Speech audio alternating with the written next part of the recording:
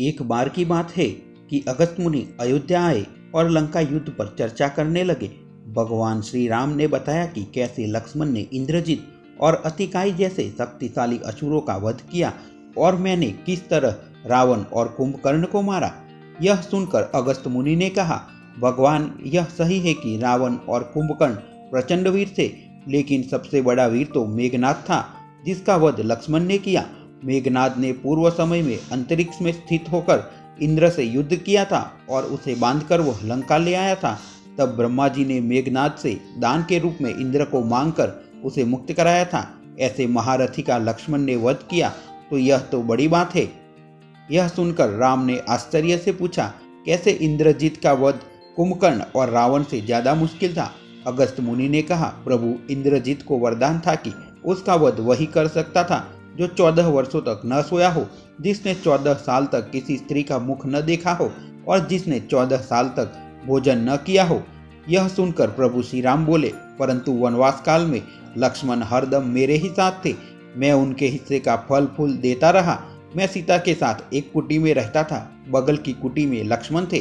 फिर सीता का मुख भी न देखा हो और 14 वर्षों तक सोए न हो, ऐसा कैसे संभव हो सकता है। मुनि समझ रहे थे कि श्री राम प्रभु सब जानते हैं, लेकिन फिर भी मुझसे पूछ रहे हैं। दरअसल सभी लोग सिर्फ श्री राम का गुणगान करते थे, लेकिन प्रभु चाहते थे कि लक्ष्मण के तप और उनकी वीरता के भी गुणगान होने चाहिए। तब अगस्त मुनि ने कहा कि क्यों न इसका राज लक्ष्मण जी से ही पूछा जाए। लक्ष्मण जी को बुलाया गया और जब वे प्रभु श्री राम के समक्ष आए तो प्रभु ने लक्ष्मण जी से कहा कि आपसे जो पूछा जाए उसे सच सच कहिएगा। प्रभु ने पूछा, हम तीनों 14 वर्षों तक साथ रहे, फिर तुमने सीता का मुख कैसे नहीं देखा?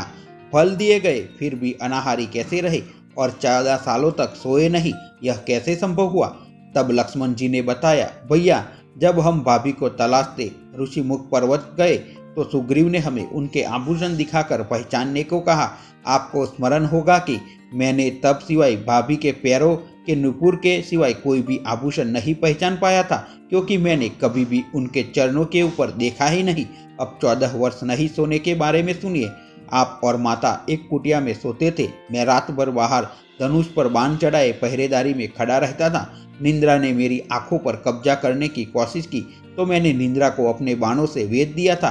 कहते हैं कि लक्ष्मण के बदले उनकी पत्नी 14 वर्ष तक सोती रही थी। निंद्रा ने हार कर स्वीकार किया कि वह 14 साल तक मुझे स्पर्श नहीं करेगी, लेकिन जब श्री राम का अयोध्या में राज्याभिषेक हो रहा होगा और मैं उनके पीछे सेवक की तरह छत्र लिए खड़ा रहूंगा, तब वह मुझे घेरेगी। आपको याद होगा, राज्याभिषेक के समय मेरे हाथ से छत्र गिर गया था। अब सुनिए कि मैं 14 साल तक अनाहारी कैसे रहा। मैं जो फल फूल लाता था, आप उसके 3 भाग थे। एक भाग देकर आप मुझसे कहते थे कि लक्ष्मण, फल रख लो। आपने कभी फल खाने को ही नहीं कहा। फिर बिना आपकी आज्ञा के मैं उसे कैसे खाता? मैंने उन्हें संभाल कर रख दिया। सभी फल उसी कुटिया में है, अभी भी रखे होंगे। प्रभु के आदेश पर लक्ष्मण जी चित्रकूट आए और फल ले आए और दरबार में रख दिए। फलों की गिनती हुई, 7 दिन के हिस्से के फल नहीं थे। प्रभु ने कहा, इसका अर्थ है कि तुमने 7 दिन तो आहार किया था। लक्ष्मण जी ने 7 फल कम होने के बारे में बताया। उन 7 दिनों में फल आए ही नहीं। जिस दिन हमें पिताश्री के स्वर्गवासी होने की सूचना मिली, हम निराहारी रहे। जिस दिन रावण ने माता सीता का हरण किया, उस दिन फल लाने का मौका ही नहीं मिला।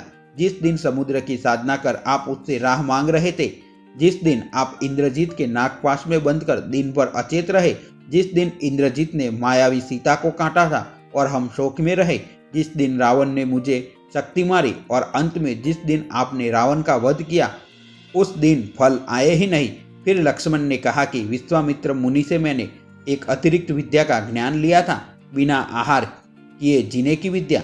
उसके प्रयोग से मैं 14 साल तक अपनी भूख को नियंत्रित कर सका, जिससे इंद्रजीत मारा गया।